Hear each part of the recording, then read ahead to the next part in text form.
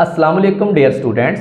आज हम डिस्कस करेंगे डोमेन बैक्टीरिया जो कि ट्रू बैक्टीरिया हैं और आर्किया से काफ़ी डिफरेंसेस रखते हैं। इस लेक्चर में हम बैक्टीरिया की structure, reproduction, nutrition, shapes and diversity को डिटेल में समझेंगे। Let's begin. In the 5 kingdom system this domain was included in kingdom Monera. अब पहले जो 5 किंगडम सिस्टम था उसमें बैक्टीरिया को मोनिरा के अंदर रखा गया था, क्योंकि ये भी प्रोकैरियोट्स हैं जिनकी सेल में न्यूक्लियस नहीं होता। दे आर ट्रू बैक्टीरिया, यही असली बैक्टीरिया हैं जिन्हें ट्रू बैक्टीरिया कहते हैं ताकि आर्किया से डिफरेंशिएट किया जा सके। They possess several distinct characteristics that differentiate them from the other domains.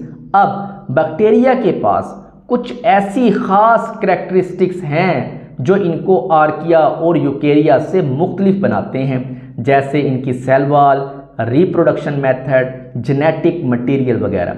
Dear, अब हम यहाँ बैक्टीरिया के कुछ जनरल कैरेक्टरिस्टिक्स डिस्कस करते हैं। First one is cell wall. Like archaea, bacterial possess prokaryotic cells यानी lack true nucleus and membrane bounded organelles. अब bacteria की सेल भी प्रोकैरियोटिक होती है, मतलब इनमें ट्रू न्यूक्लियस नहीं होता और ना ही मेम्ब्रेन बाउंड ऑर्गेनेल्स जैसे माइटोकॉन्ड्रिया, एंडोप्लाज्मिक रेटिकुलम वगैरह भी इनमें नहीं होते। यानी डीएनए साइटोप्लाज्म में फ्रीली वहां पे फ्लोट कर रहा होता है। Next is cell wall composition. There bacteria have a cell wall composed of peptidoglycan, a unique polymer that provide structural support and shape. Bacteria की सेल वॉल में पेप्टाइडोग्लाइकेन होता है। ये एक स्पेशल शुगर प्रोटीन पॉलीमर है जो cell को shape देता है और उसे प्रोटेक्ट करता है। ये फीचर्स इनको आर्किया से अलग बनाते हैं। Next one is genetic material. Like archaea, bacteria possesses single circular chromosomes composed of DNA located in the nucleoid region. There, bacteria का जेनेटिक मटेरियल भी एक सिंगल सर्कुलर डीएनए मॉलिक्यूल होता है जो न्यूक्लियोइड रीजन में होता है। इसका मतलब है न्यूक्लियस तो नहीं होता, लेकिन डीएनए प्रॉपर जगह पर फोल्ड होता है जिसको न्यूक्लियोइड रीजन कहते हैं। Next is plasmid. Most bacteria have small circular DNA molecules that can be transferred between bacteria, adding in genetic diversity and adaptation. Dear, bacteria में प्लाज्मिड्स भी होते हैं। ये छोटी सर्कुलर डीएनए मॉलिक्यूल्स हैं जो ट्रांसफरेबल होते हैं वन बैक्टीरिया टू अनदर और जेनेटिक डाइवर्सिटी और अडाप्टेशन में हेल्प करते हैं। For example, antibiotic resistance genes भी प्लाज्मिड में होते हैं। Next is reproduction. Bacteria primarily reproduce asexually through binary fission, a process where a single cell divides into 2 identical daughters. There, bacteria में reproduction asexual होता है, यानी एक सेल 2 सेम सेल्स में डिवाइड हो जाता है। इस प्रोसेस को बाइनरी फिशन कहते हैं। ये प्रोसेस फास्ट होता है और बैक्टीरिया जल्दी मल्टीप्लाई करते हैं। Next is nutrition mode. Include autotrophs, self feeding, for example photosynthetic bacteria, and heterotrophs, feeding on organic matter, for example decomposers. There, bacteria का न्यूट्रिशन 2 टाइप्स का होता है, ऑटोट्रॉफ और दूसरा कौन सा है यहाँ पे, हेटरोट्रॉफ। ऑटोट्रॉफ यानी ये खुद खाना बनाते हैं, फोटोसिंथेटिक बैक्टीरिया इनकी मिसाल है। हेटरोट्रॉफ यानी ये ऑर्गेनिक मैटर पर डिपेंड करते हैं, इनकी मिसालों में डीकंपोजर बैक्टीरिया हैं जो डेड मटेरियल तोड़ते हैं। Next is morphology. Bacteria exhibit a variety of shape such as cocci यानी स्फेरिकल, बेसिलाई मतलब रॉड शेप, स्पाइरिला यानी स्पाइरल शेप एंड विब्रियोस मतलब कोमा शेप। अब बैक्टीरिया की शेप्स डिफरेंट होती हैं, जैसे कोकाई यानी गोल गोल तस्बीह के दानों की तरह, बेसिलाई यानी लंबी लंबी रॉड्स की तरह, स्पाइरिल्ला यानी स्प्रिंग नमा स्पाइरल नमा, विब्रियोस यानी कोमा शेप से इनकी आइडेंटिटी और फंक्शन का अंदाज़ा लगाया जा सकता है। Next is arrangement. Cells may be found singly, in pairs like diplococci, chains like streptococci and cluster staphylococci और other arrangement based on species specific characteristics.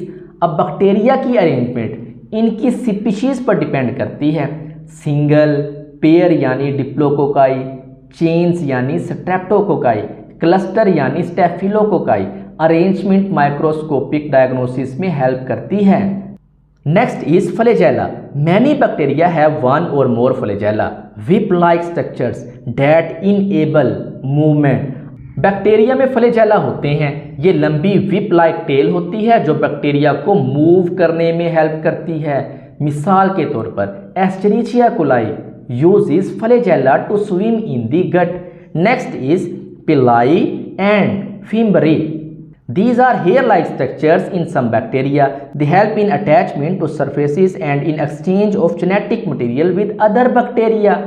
अब पिलाई और फिम्बरी छोटी हेयर-like structures होती हैं जो सरफेस से चिपकने में मदद देती हैं, जेनेटिक मटेरियल एक्सचेंज भी करती हैं, जैसे कॉन्जुगेशन में हेल्प करती हैं। Next is respiration. Bacteria can be obligate aerobes, obligate anaerobes, facultative anaerobes, microaerophiles or aerotolerant anaerobes.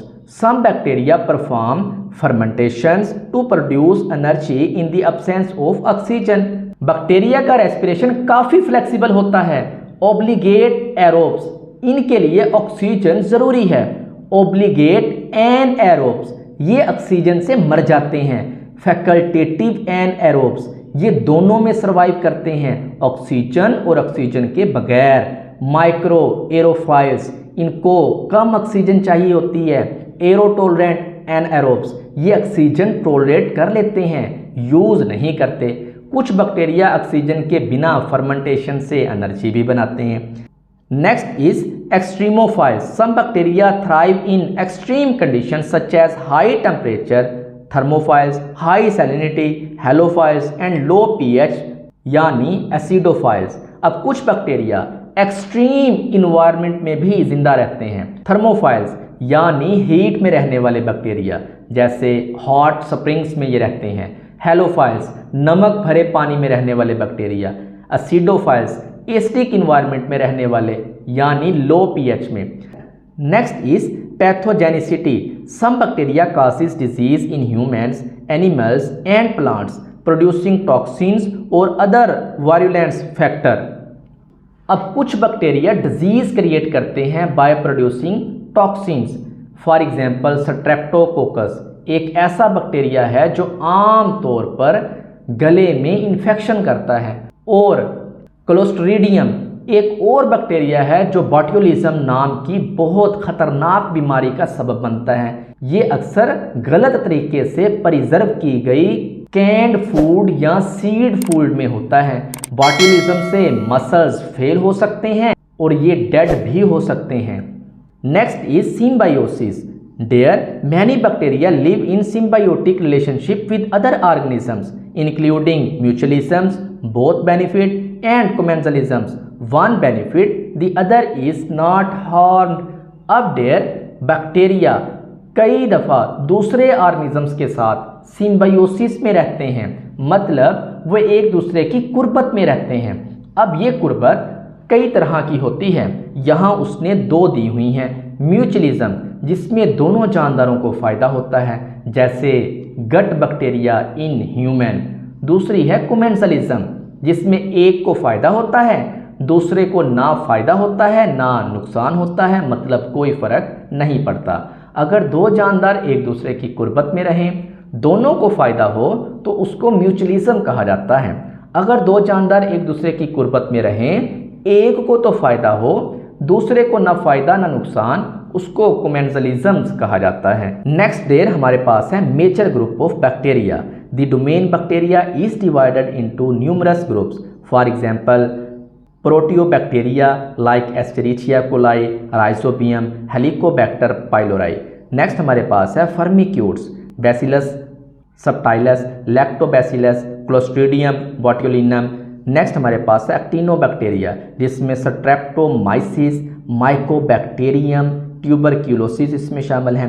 Cyanobacteria में एनाबिना, स्पायरुलिना शामिल है। स्पायरोकेट्स की मिसाल है ट्रिपोनिमा, पैलिडम और इसी तरह एसिडोबैक्टीरिया की मिसाल है एसिडोबैक्टीरियम। इक्विफिका की मिसाल है इक्विफेक्स, पायरोफाइलस। तो स्टूडेंट्स आज हमने देखा कि बैक्टीरिया किस तरह आर्किया और यूकेरिया से डिफरेंट हैं। बैक्टीरिया का स्ट्रक्चर सिंपल होता है लेकिन इनका रोल बायोलॉजिकल, इकोलॉजिकल और मेडिकल फील्ड में बहुत ज़्यादा इम्पोर्टेंट है। तो अब मेरा आपसे एक सवाल है, क्या आप किसी ऐसी डिजीज़ का नाम बता सकते हैं जो बैक्टीरिया की वजह से होती है? उम्मीद है आज का लेक्चर आपको पसंद आया होगा। अगर आपको कोई कन्फ्यूजन है तो ज़रूर कमेंट करें, मैं रिप्लाई करने की पूरी कोशिश करूँगा। लेक्चर अच्छा लगा हो तो वीडियो को लाइक करें, शेयर करें और चैनल को सब्सक्राइब करना ना भूलें। शुक्रिया।